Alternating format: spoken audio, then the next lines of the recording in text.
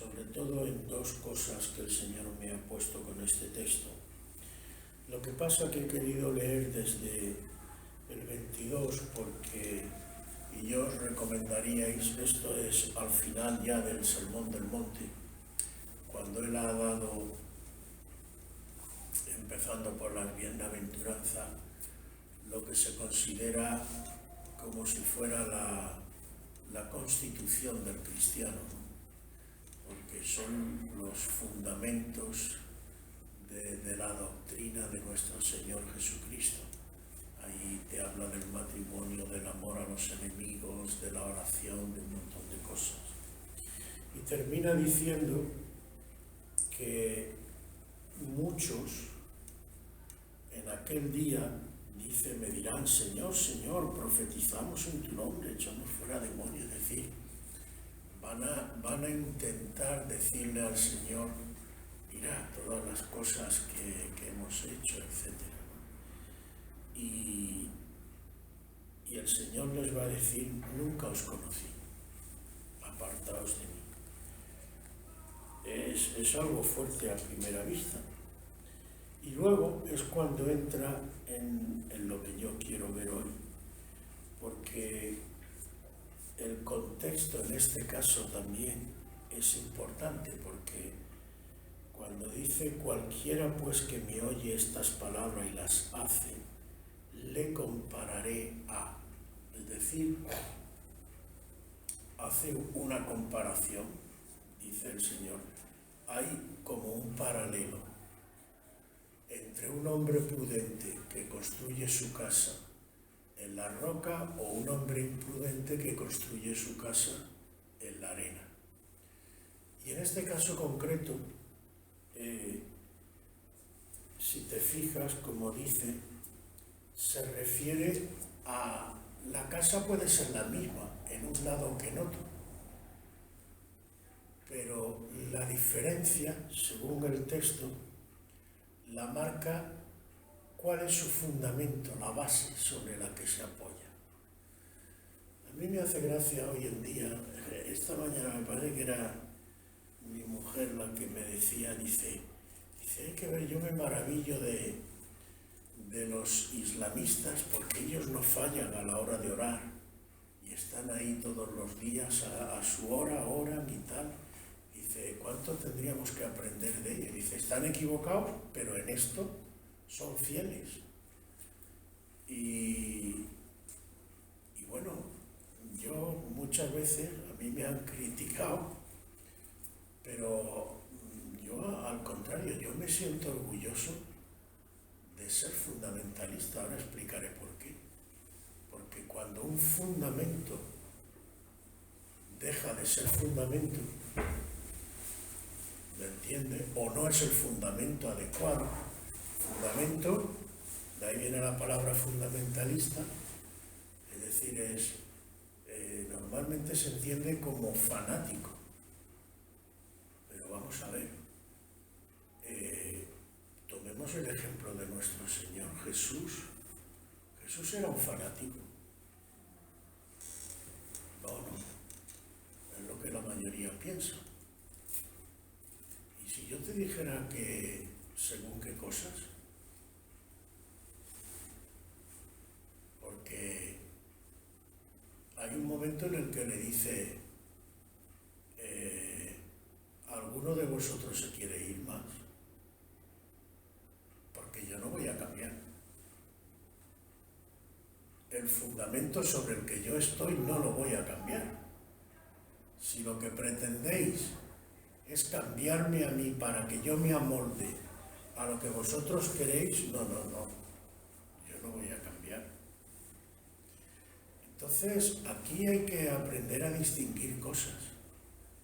Si por fundamentalista o extremista entendemos, o fanático, el que es legalista y el que es, bueno, sí, claro, si tú vas buscando tiquismiquis en todo, no estás dispuesto a perdonar y cosas de esas, vale.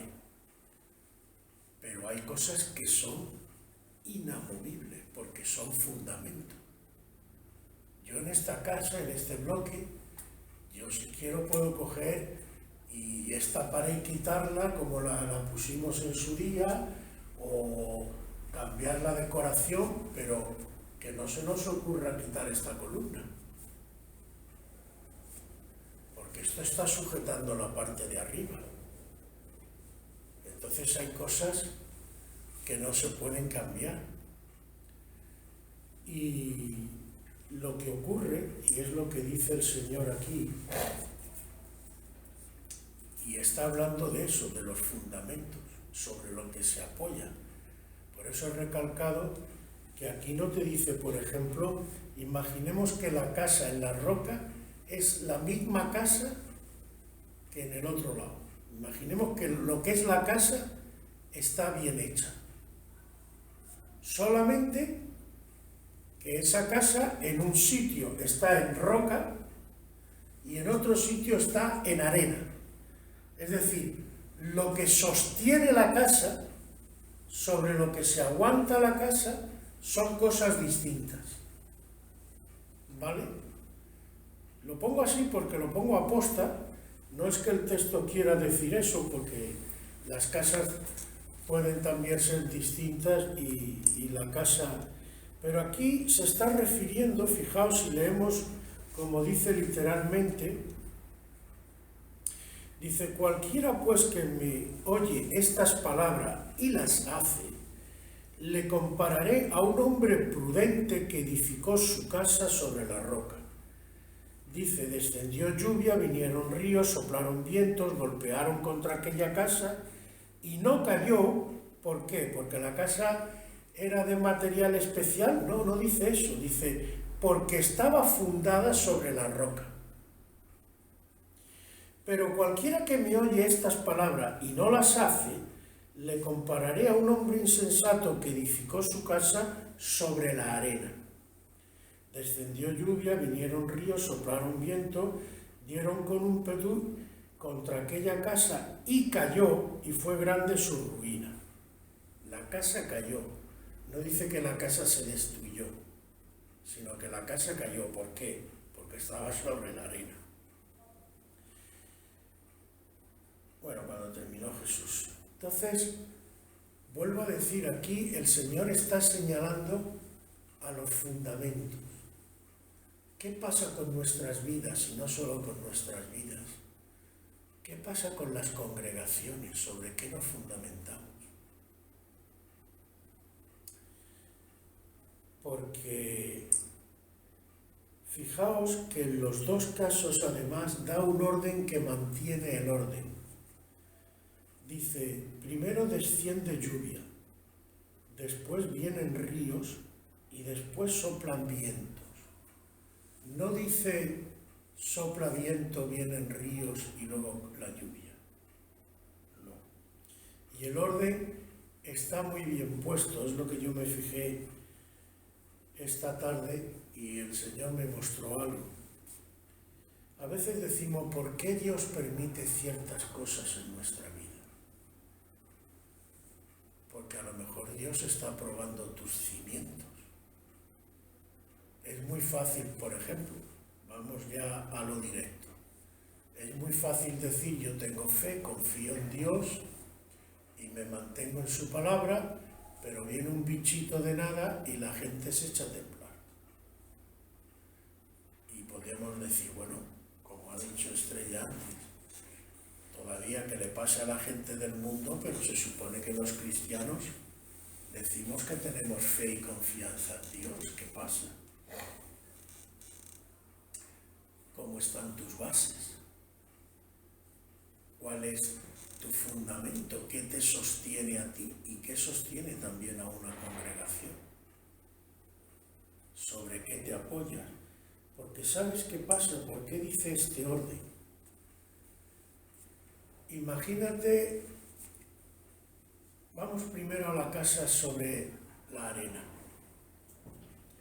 Tú imagínate una casa, y además puede, no sé si alguna vez lo habréis visto, en algún caso puede que alguien lo haya visto.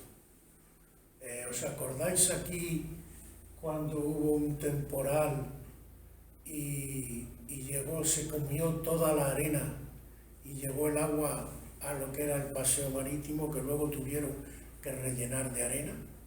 Bueno, cuando tú haces llover sobre la arena, esa lluvia cayendo, luego vienen ríos, se va llevando la arena, es decir, te va quitando el fundamento. ¿Esto espiritualmente qué significa?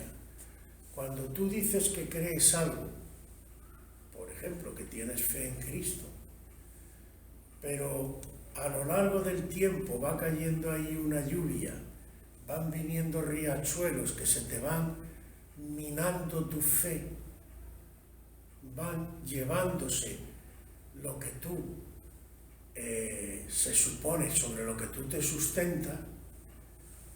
¿Qué ocurre? Que al final debajo, ¿qué tienes? No tienes nada. La casa está suelta. Los fundamentos se lo han quitado, se lo han comido las aguas. Y luego finalmente viene el viento de la prueba. Viene una sacudida y ¿qué pasa con esa casa? No tiene dónde sujetarse. Como no tiene dónde sujetarse, está suelta, el viento la arrastra, se la lleva.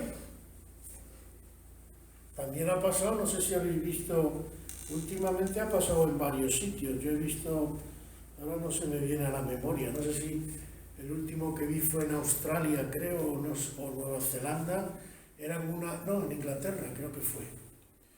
Era un cortado, pero era un cortado de tierra, de arena, cerca de la playa. Entonces, ¿qué ocurrió? Que las aguas fueron por debajo, llevándose, ¿y qué pasó?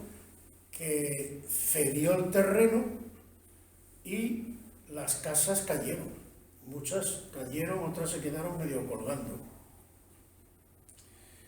Entonces, cuando vienen esas aguas, vienen esos ríos y después sopla el viento, esa casa va a caer. Pero cuando una casa está sobre la roca, ¿me entiendes? Entonces, salvo que se lleve toda la roca, pero no va a ser muy fácil, sobre todo y especialmente si es una buena roca de granito, entonces la casa está ahí clavada. Y ese agua, esos ríos, no se llevan el granito. ¿Qué ocurre? Que luego cuando venga el viento, no se va a llevar la casa, porque la casa está bien ahí, clavada. Los fundamentos permanecen. Entonces, en realidad, ¿qué nos está diciendo el Señor con esto, hermano? Que yo tengo que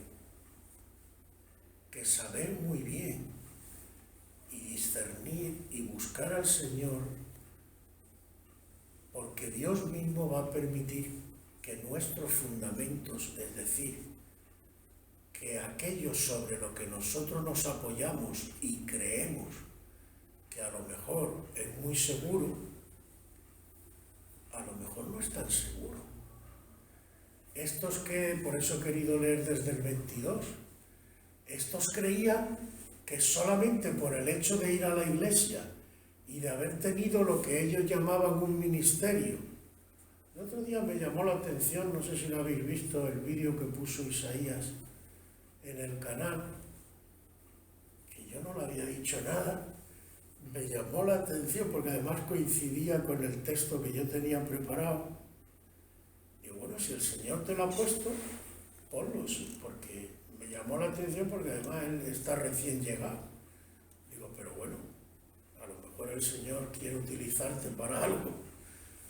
Pero él decía algo que era lo básico del vídeo, que es justo lo que la Biblia enseña, que el ministerio primero tiene que empezar por un llamamiento de Dios. Si no hay llamamiento y no es Dios quien te coloca en el ministerio, te estás colocando tú o te está colocando la gente, ese ministerio no es bíblico, no no corresponde a lo que Dios dice. Porque Dios dice claramente que Él es el que ha puesto a unos de apóstoles, a otros de... Él da los ministerios. Entonces, si es obra humana, incluso aunque tenga la apariencia de ministerio, que es lo que viene a querer a decir aquí, en el texto que hemos leído, cuando dice, muchos me dirán, Señor, Señor, no profetizamos, no hicimos. Es decir, oye, hemos hecho cosas en tu nombre, hemos hecho... Y el Señor les dirá, no os conozco. Porque vuestro fundamento, ¿cuál era? ¿Era yo realmente? ¿Estáis en el ministerio porque me habéis buscado y estáis dispuestos a servirme? ¿O os habéis colocado vosotros? ¿Cuál es vuestro verdadero fundamento? ¿Sobre qué verdaderamente os apoyáis? Y cuando viene la prueba, y en la vida de todos van a venir las pruebas, independientemente del ministerio que tengan, porque todos tenemos algún tipo de ministerio, hermano. Ministerio en griego es servir. Pensamos que solamente el pastor o el evangelista, no, eso es una clase de ministerio o un tipo de ministerio. Pero cualquier servicio que tú hagas, el orar, si tú te dedicas a la oración, eso es un servicio para el Señor, eso es un ministerio. Si tú ayudas a otros hermanos, si tú te dedicas a la enseñanza, a lo que sea, esos son ministerios del Señor. Entonces, el tema y el problema, ¿dónde está? Si tú lo estás haciendo al margen de Dios, lo haces por ti, para ti, pero no lo haces para el Señor. Te estás sirviendo a ti mismo, no estás sirviendo al Señor. Y Dios muchas veces permite sacudidas en nuestras vidas para que velemos y oremos, como decía el otro día. ¿Por qué? Porque a veces la cosa no... Bueno, a veces yo creo que la mayoría de las veces, yo podría decir, como dice aquí, primero empieza una lluvia fina que va preparando. Satanás te va trabajando poquito a poco. Luego viene el río. Y lo último suele ser el viento, que es lo que te tumba ya cuando ya te tiene preparado. Pero ¿qué tengo yo que hacer? ¿Cuál sería? Yo tengo que vigilar mi base sobre lo que me apoyo. ¿Y cuál es esa base? Te lo ha dicho el Señor en el texto. Dice, no todo el que me dice Señor, Señor, entrará en el reino de los cielos, sino el que hace la voluntad de mi Padre que está en los cielos. Cualquiera pues que me oye estas palabras, lo que yo acabo de decir, todo el sermón del monte, y las hace, le compararé al hombre prudente. El que las oye, pero no las hace, le compararé al imprudente. Es decir, ¿qué está diciendo literalmente el Señor? El que ha oído mis palabras, pero no las vive, ese lo que le va a pasar es lo de la casa sobre la arena. Que Satanás poco a poco se va a llevar la base, no tiene base, se queda sin base y esa casa cae. Pero el que lo hace, ese es el hombre prudente que se mantiene sobre la palabra de Dios, que la cree, que la vive, que la pone en práctica, que hace de la palabra de Dios su norte, su guía fundamental y su base, y venga lo que venga de fuera, no deja esa base, no permite que las circunstancias ni lo que pase en su vida le saquen ni le arranquen de la palabra del Señor. Entonces, al no permitir, al estar en una roca rígida, una base firme, que dice, no, yo de la palabra no me muevo, aunque me presionen, aunque me insulten, aunque me critiquen, aunque se burlen de mí, aunque lo que sea, yo no me muevo de la palabra de Dios. Y está ahí, anclado. Entonces, ¿qué ocurre? Que vendrán, porque van a venir ríos, pruebas, tal, y al final soplará el venturrón. Pero como tú estás en la palabra, no te van a poder mover. Y eso, vuelvo a decir, también el Señor lo que me ponía es que esto no solamente vale para lo individual, que por supuesto, pero también vale para las congregaciones. Porque, por ejemplo, hay un mensaje que si te fijas lo puedes leer en el Apocalipsis, que se repite a las 7 iglesias de Apocalipsis. Bueno, hay 2 o 3, pero yo me refiero a uno en concreto.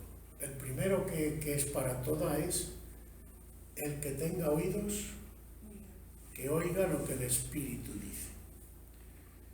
Pero el otro es: el que persevere hasta el fin, yo le daré lo que sea. O sea, no se trata de estar un rato. De hecho, ¿cuál es el mensaje a la última iglesia? Tú te crees que eres rica y tal, pero mira, ¿quieres que te diga lo que yo veo en ti? Que eres una desventurada, una desgraciadita, pobre y miserable. Y yo te digo que de mí compres, para que seas rica de verdad. Entonces, tenemos, hermanos, que permanecer y afianzarnos en la palabra del Señor, porque es la única roca de verdad que no va a ser degradada ni por el agua, ni por los ríos, ni se la va a poder llevar el viento. Amén. No solo como individuos, sino también